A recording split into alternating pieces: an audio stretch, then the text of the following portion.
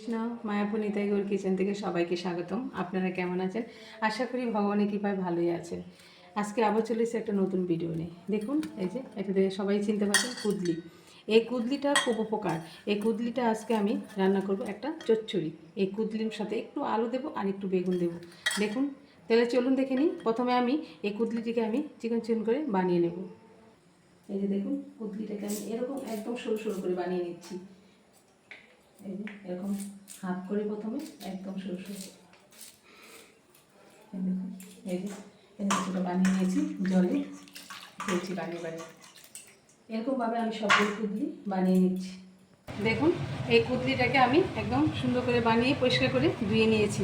আর এখানে কুদলির সাথে আমি দিচ্ছি, এখানে আলু নিয়েছি অল্প, আর এখানে অল্প বেগুন নিয়েছি। এই কুদলির সাথে বেগুন আর আলু দিয়ে একটা সুন্দর ধরনের একটা চচ্চড়ি বানাবো। প্রথমে আমি বেগুনটা একটু নুন মেখে রেখেছি। এখানে আমি কড়াতে তেলও বসিয়ে দিয়েছি। প্রথমে আমি একটু বেগুনটাকে ভেজে নিচ্ছি।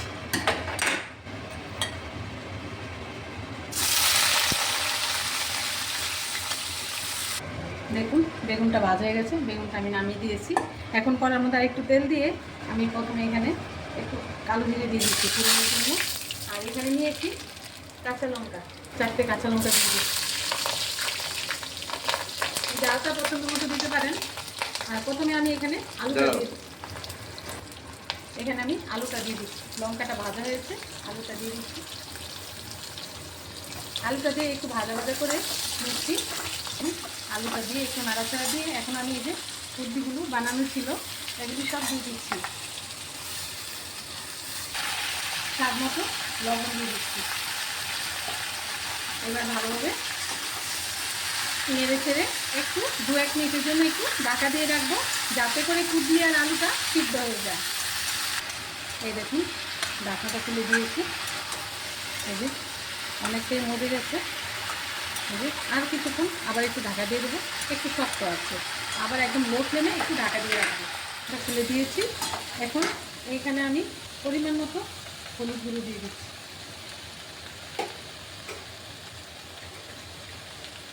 1 চামচ ধনে গুঁড়ো দিয়ে দিলাম।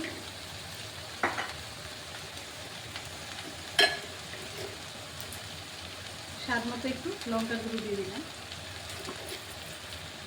এখন ভালোভাবে মিশিয়ে একটু ভাজা ভাজা করে নিচ্ছি। এই দেখুন এই যে মশলাটা দিয়ে একটু ভাজা ভাজা করে নিচ্ছি। এখন এখানে এই যে বেগুন ভেজে নিয়েছিলাম, বেগুনটা দিয়ে দিচ্ছি একসাথে করে, আর একটু ভাজা ভাজা করে নিচ্ছি। এই যে অল্প পরিমাণে একটু জল দিয়ে দিলাম, একটু যাতে করে মাখা মাখা থাকে চচ্চড়িটা, একটু মাখা মাখা হবে। স্বাদ মতো একটু চিনি দিয়ে দিচ্ছি। যেহেতু কুদলিটা একটু টক টক থাকে তো তার জন্য মিষ্টিটা ব্যালেন্স করার জন্য একটু পরিমাণ মতো দিতে হবে। এই ভালোভাবে একটু চিনিটাকে দিয়ে মিশিয়ে নিচ্ছি। এই যে এখানে ধনে পাতা নিয়েছি, ধনে পাতাটা দিয়ে দিচ্ছি।